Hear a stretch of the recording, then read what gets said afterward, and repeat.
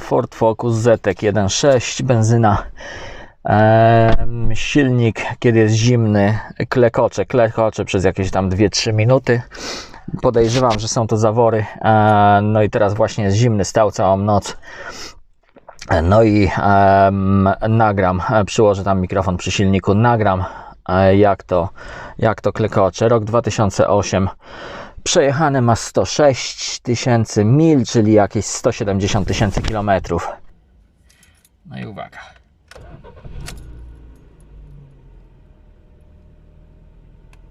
Ok, niby nic teraz. Teraz niby nic. O.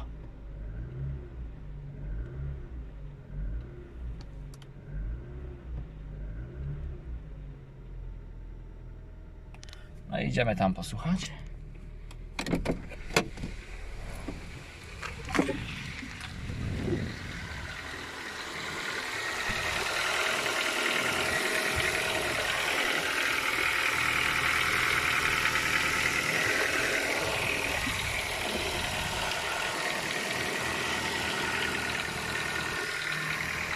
Stawiam go tutaj.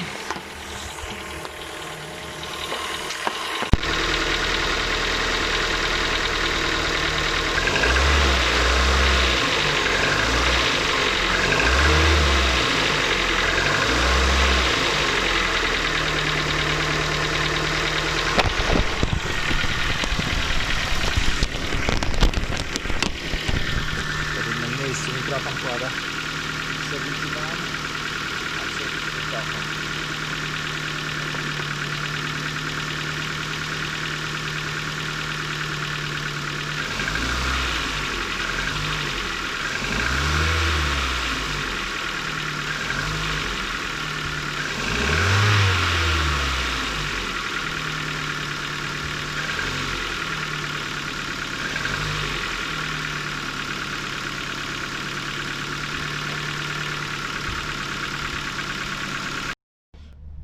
Ok, teraz auto jest rozgrzane, przejechałem tam 10 minut.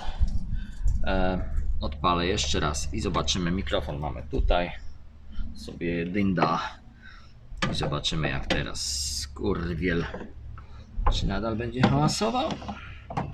Gdzie tam kurwa komórki położyć? No, dobra, będzie to. Chuj tam.